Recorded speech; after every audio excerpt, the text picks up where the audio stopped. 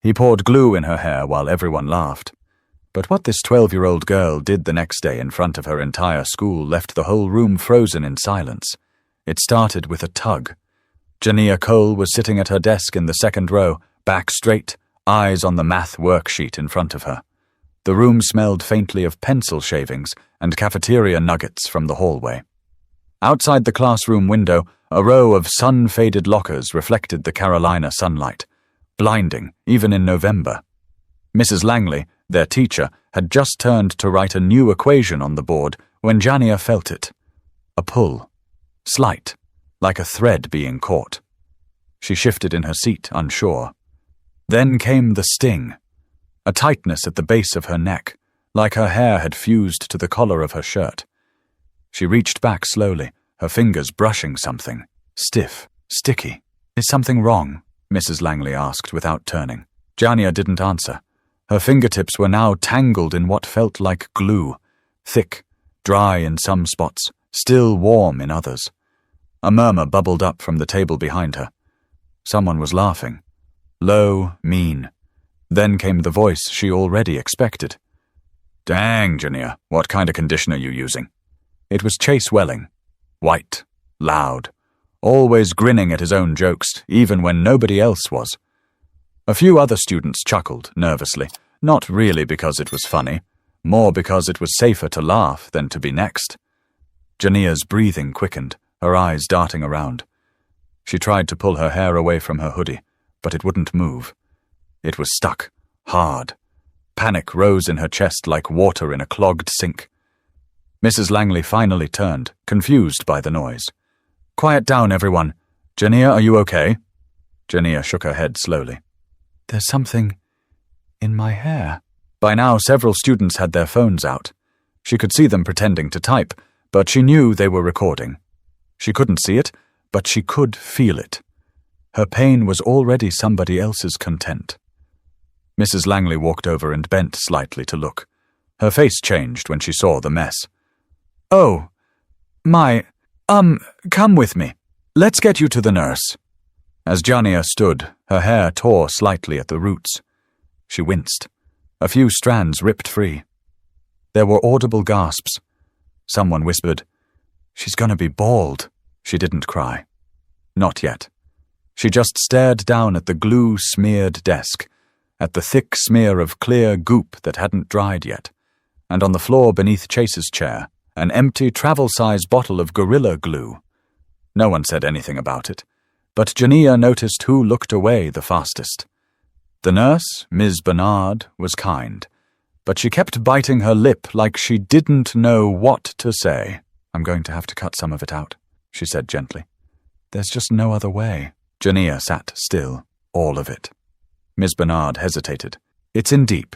We can try to save some, but it's going to hurt." When the assistant principal, Mr. Holbrook, came in, he sighed like this was a scheduling inconvenience. "Well, it looks like someone made a poor decision," he muttered. "Probably didn't think it would cause this much trouble. Kids mess around sometimes." Jania stared at him. It wasn't just messing around. He looked up. "We'll take it seriously, of course, but it's important not to escalate.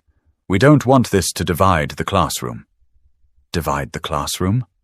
She nearly laughed. Her scalp was burning, her hair glued into a painful clump behind her neck, and he was worried about the classroom? "I didn't do anything," she whispered. Mr. Holbrook nodded quickly. "No one's blaming you," but she saw the way he avoided eye contact. Like this was just a wrinkle in his schedule. Like she should be grateful no one had accused her. They gave her a headscarf from the Lost and Found box. Pale green, with a tiny embroidered duck on the edge. It smelled like old gym clothes. She took it anyway, but Jania wasn't done, not even close. Her scalp throbbed for hours. At home that afternoon, Jania sat still on a low stool while her mother, Noelle, gently separated what she could from the dried mess. The silence between them was heavy, so heavy it felt like it pressed down on the walls. Noelle kept her voice low, steady. "Baby, I need to snip a little more, all right?" Jania didn't answer. She just gave a single tired blink. Every time the scissors clicked, another piece of her confidence fell to the floor. thick coils of hair she'd spent years growing. Gone. Each strand cut felt like losing something she couldn't explain. Not just hair. Dignity. Peace. "Did the school call you?" she asked, voice barely above a whisper. Noelle paused. "Mr. Holbrook left a message." Jania turned slightly. "What did he say?" Noelle sighed through her nose. "He said it was a prank that went too far. Said they'll talk to the student responsible. That they don't want it turning into a racial issue." Jania blinked, confused. "A racial issue?" "That's what he said. But Chase said stuff before. About my hair. About how I should wash it more. About how it's fake. He said I looked like a mop." Noelle stopped cutting. Her hands rested on Jania's shoulders. "I know, baby. Why didn't they do anything before?" "Because schools don't always protect who they should." She crouched down in front of her daughter. "But I do." Jania looked away, her throat tight. "I don't want to go back." "You will." "But everyone saw it. They laughed. Some of them were recording." "I don't want to be a meme." Noelle paused, then gently tilted her daughter's chin so their eyes met. "You won't be a meme. You're not a joke. You're a girl who got hurt and didn't deserve it, and you're going to show them exactly who you are, not with your fists, with your presence." Jania frowned. "How?" "We'll think of something. Together." But her mom didn't tell her to fight back. She told her to show them who she was. That night, they didn't turn on the TV. No music, no background noise. Just the two of them, sitting across the table, a spiral notebook between them. "What would make you feel strong again?" Noelle asked. Jania chewed her bottom lip. "Not hiding. You don't have to." "I don't want to cry in front of them." "You won't. I want to say something." Noelle leaned forward. "Then say something. But like, to everybody, not just Chase." "We'll make it happen." Noelle pulled out her phone and started typing. Emails, contacts. She had a friend who worked in the district. Another who knew a school board rep. She wasn't a rich woman. She worked the early shift at a downtown credit union, but she had resolve, and sometimes that was louder than money. While she worked the phone, Jania wrote. First a sentence, then a few more. What she felt. What happened. What she wanted people to understand. She didn't write about the glue. Not really. She wrote about how it felt to walk through hallways where nobody spoke up for her. How it felt to pretend she was fine just to keep people comfortable. How her hair was part of her, and how losing it like that wasn't just a bad prank. It was something deeper. She wrote for an hour. Then 2. Her mother looked over her shoulder, silent. At one point, she gently wiped a tear from her cheek with her sleeve. "You sure you want to say this out loud?" Jania nodded. "We're going to need a mic," Noelle said softly. She barely slept. But the next morning she walked into school ready. The next morning, Jania stood outside the school doors in a grey hoodie pulled over her head. The same scarf was tied beneath it, but this time it wasn't about hiding. It was just temporary. She could feel the cool air against her bare scalp, where her curls used to be, and the skin there felt raw, not just from the glue, but from everything it symbolized. Noelle was parked just a few feet away in a rust-red Nissan Altima, watching. Before Jania stepped inside, her mom rolled the window down. "You got your paper?" Jania patted her backpack. "Right here." "You sure you want to do this today?" Jania nodded slowly. "I have to." Noelle smiled. Tight. Proud. "All right then. Show 'em." Jania gave a small wave and walked toward the entrance. Her heart beat fast. Not panicked, just loud. Alive. Inside the school, everything looked the same. Same dull tiles, same buzzing lights, same kids brushing past her like nothing had happened. But today felt heavier. She felt like 1,000 eyes were watching her, even the ones that pretended not to. Mr. Holbrook spotted her from down the hallway. He walked up quickly, clipboard in hand. "Miss Cole, can I speak with you a moment?" Jania stopped. "I heard from your mother," he said, lowering his voice. She requested that you speak at the end of today's student assembly.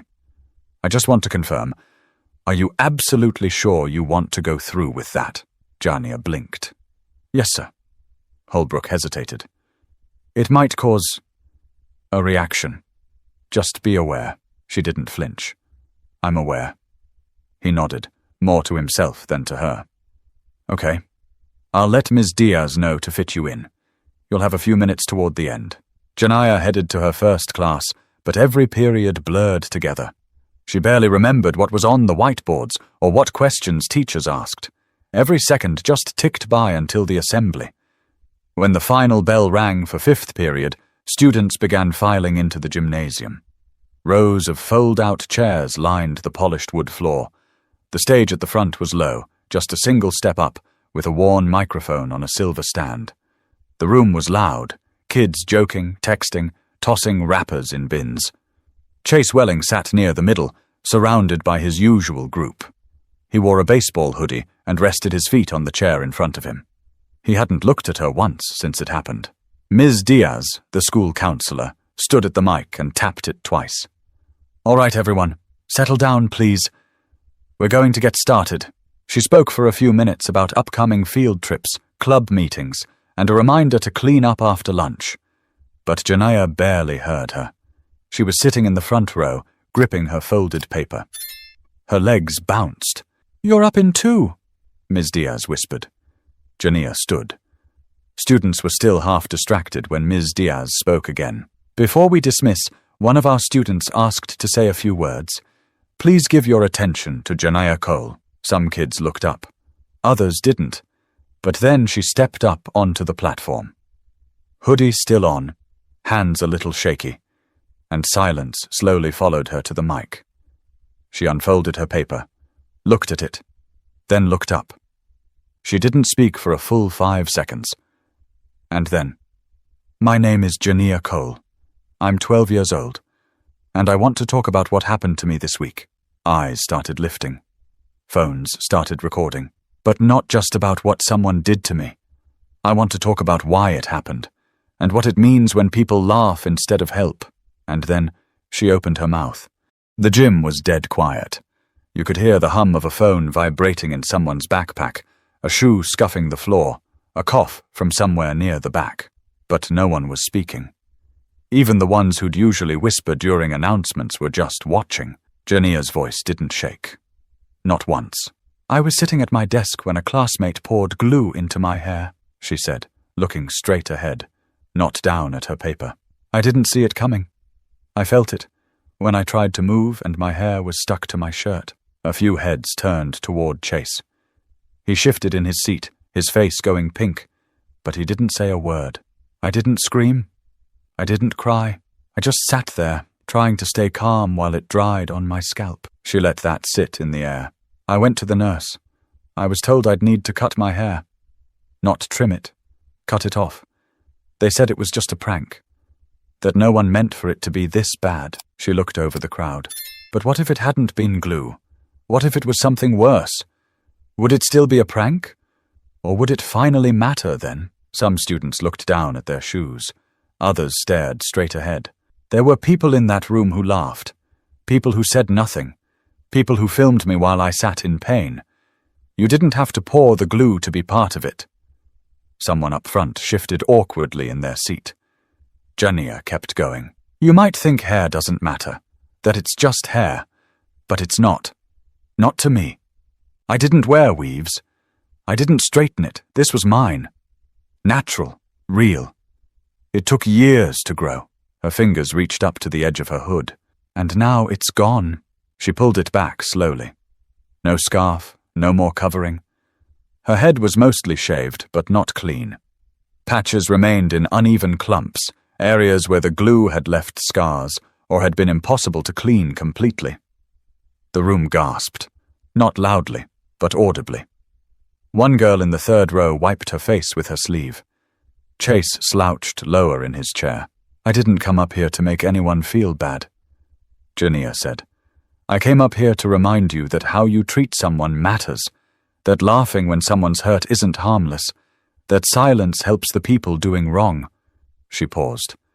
I'm not broken, and I'm not going to hide. Not from you. Not from anyone. A teacher off to the side clapped once, just once. But slowly, others joined in. A few students stood. One girl, Jania thought her name was Tara, walked up and hugged her, without asking. Others followed. By the end, the mic had gone quiet, and Jania was surrounded by people, some she'd never spoken to before, reaching out, whispering that they were sorry, that they were proud, that they didn't know how to say it until now. Ms. Diaz walked over and touched her shoulder. You want to go sit down? Jania nodded, this time just a little.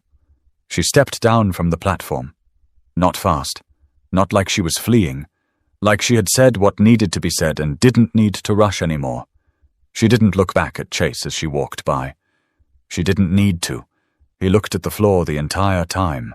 But what happened next? No one saw coming. By the time Jania got back to her classroom, her phone was buzzing with messages. Not from strangers, but from classmates. Kids she hadn't talked to all year. I didn't know what to say back then. I'm sorry. That was brave. Seriously. I cried a little. Don't tell nobody. She didn't answer them. Not yet. She needed to sit with what had just happened. For the first time in days, her shoulders weren't tense. Her fingers weren't clenching anything. She just sat there and let herself be. Meanwhile, the school office was chaos. Parents had started calling in before the assembly had even ended. Someone had gone live from the gym, and clips were already circulating online. The local news had caught wind of it by late afternoon. And Chase? He got pulled from class. Not by security, not by the police. Just Mr. Holbrook, who asked him to come to the office. Quietly. Jania didn't see him the rest of the day. She didn't care to. By the end of the final bell, Ms. Langley walked over to her and crouched down beside her desk. You okay? Jania nodded. Yeah. The teacher looked like she was about to say something else, but stopped. I'm proud of you.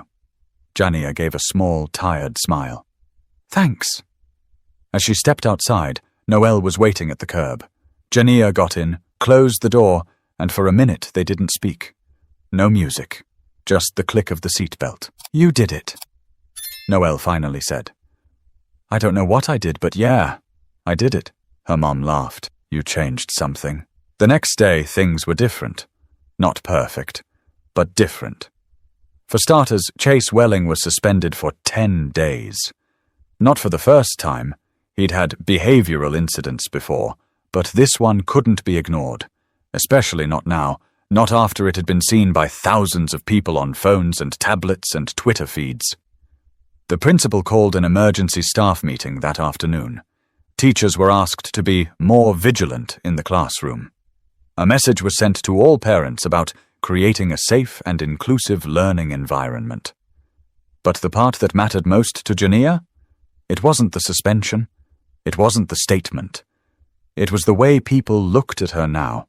Not with pity, with respect. In the hallway, a 7th grader she barely knew smiled at her and said, Hey, your hair looks strong. Not pretty. Not nice. Strong. Jania held on to that word for the rest of the day. In lunchline, a group of boys who had once joked behind her back stood quietly as she walked by. They didn't say much, but they didn't laugh. And sometimes silence is its own apology. During science class, Ms. Cardenas had the class discuss personal ethics and courage. Jania noticed the lesson wasn't in the textbook, and later that week she got pulled into the media center, where a woman in a black blazer introduced herself as a journalist from a local station. Jania glanced at her mom, who had taken the day off to be there, and gave a small nod. The interview was quick. Soft lighting, one camera. The journalist asked questions about how she felt, what she wanted people to know, what she would say to someone else going through the same thing. Jania answered calmly, without notes. I want people to stop waiting until someone's hurt to care, she said. I want schools to stop brushing things off until they go viral. I want girls like me to stop feeling like they have to be silent. When it aired, it was only a 2-minute segment. But it was enough. Enough to make a middle school girl in another state email her, Enough to get a school board member to request a meeting. Enough to matter. But Jania didn't want the fame. She wanted the right thing to be done, and done for the right reasons. By the end of the week, people were paying attention, not just in the school, but across the district. A nearby high school invited Jania to speak during their morning announcements. A community center in Asheville reached out to her mother asking if she'd come to a youth panel. Someone even mentioned a city councilwoman had shared the clip of her speech online, calling it a moment that reminds us of the power in our children's voices.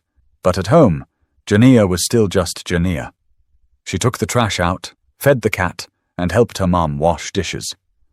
Life didn't pause because people suddenly decided she mattered. She still woke up with a sore spot near the back of her head. She still caught her reflection sometimes and felt that strange ache of loss, not just of hair, but of something quieter, something taken. She was still trying to name it. One night, she sat on the edge of her bed, knees pulled to her chest, while Noelle folded laundry at the foot of the bed. The local news was playing in the background, rerunning her story for the third night in a row. "I didn't think they'd care this much," Jania said. Noelle didn't look up. "They care because you didn't stay quiet." "I didn't even say anything new. People go through stuff like this all the time." "Exactly," Noelle replied. "You said what people already feel, but are too scared to say out loud." Jania stared at her comforter. "I didn't do it to be famous." "I know that. And the right people know it too." She paused. "What if they forget next week?" "They might," her mom said, stacking a shirt. "But the ones who needed to hear you, the ones who needed someone to say something, they won't." At school, Chase returned after his suspension. He kept his head down. No jokes, no loud whispers, no smug grins. He didn't speak to Jania, and she didn't go looking for an apology. One afternoon, she passed him in the hall and saw the principal walking beside him, clipboard in hand again. Chase didn't make eye contact, but his steps were slower, like he knew he wasn't untouchable anymore. Later that week, Ms. Langley handed out a new classroom rule sheet, one with a section specifically addressing harassment and non-verbal bullying. Every student had to initial it. Quietly. Some rolled their eyes, others just signed. The point had been made. Even some of the teachers changed. The social studies teacher started opening up conversations about responsibility and what it means to protect one another. The librarian added new books to the display shelf, titles by authors Jania had never seen in the school before. Something was shifting. It wasn't perfect, but it was starting. One afternoon, as Jania packed up her things, Tara, the girl who hugged her during the assembly, walked over. "I liked what you said," she murmured. "I mean, I didn't like what happened, but I liked how you stood up there." Jania smiled. "Thanks." Tara hesitated. "I'm trying to grow my hair natural again." Jania tilted her head.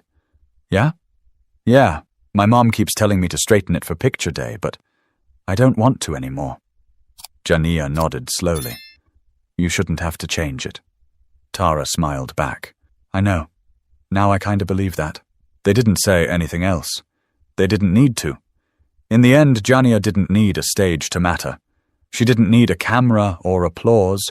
What she needed, and what she got, was the chance to be seen clearly. To say what she felt and know that someone out there, even just one person, heard her. That was enough for now. But there was still one thing left to say. A few weeks passed. The hallway whispers faded. The phone stopped recording, and attention drifted to other school drama, some lost backpack, a fight behind the gym, the upcoming winter dance. Life at Henderson Middle moved on. But Jania didn't forget. Not when she stood in front of the mirror brushing the baby hairs at her hairline, trying to shape something soft around the new growth. Not when she saw another girl flinch as a group of boys started laughing too loudly behind her in the cafeteria. Not when she walked into class and saw teachers watching a little more carefully, asking questions a little more gently. She noticed. Quietly. Carefully. There were still days she felt small, but not invisible. One Tuesday afternoon, Ms. Diaz pulled her aside after lunch and handed her a thick envelope. Some of these letters are for you, from other students. Some are from parents. Jania opened it when she got home. There were over 30 letters inside. One from a 6th-grade girl named Ruby, who said she wore a wig because of a skin condition, and that watching Jania speak gave her the courage to finally stop hiding behind her hoodie. One from a boy who said he'd laughed the day of the glue incident, but it had bothered him all week. He didn't know how to apologize, so he wrote. There was a note from an older woman, a grandmother of another student, who simply said, "Your story made me cry. I hope my grandkids grow up to be as brave as you." Jania sat on her bed and read every single one. Then she folded them neatly, tucked them into a shoebox, and slid it under her bed. Not to forget, but to remember that even when people act like they're not paying attention, they are. At school, she never got an apology from Chase, but she no longer needed one. What he had taken wasn't hers anymore. It had already grown into something stronger. Her hair was slowly coming back, uneven still, but steady. And for the first time, she didn't dream of it being long again. She just wanted it to feel like hers. No expectations, no shame. During the last week before winter break, her principal asked if she'd be willing to record a message for a school-wide anti-bullying campaign. She agreed, but only if she could write it herself. She stood in front of a small video crew, with Ms. Diaz watching from behind the camera. She wore no scarf, no hoodie, just a simple black t-shirt and a little gold necklace her grandmother had given her for her 12th birthday. She looked into the camera and said, "My name is Jania Cole. I used to think that being quiet kept me safe, that staying invisible meant no one could hurt me. But the truth is, silence doesn't protect you. It just lets the wrong people get louder." She paused, then smiled gently. "You don't have to shout to be strong. You just have to stand." That video didn't go viral. It didn't need to. It stayed inside the school, shown during homeroom, shared with new students, used as part of staff training.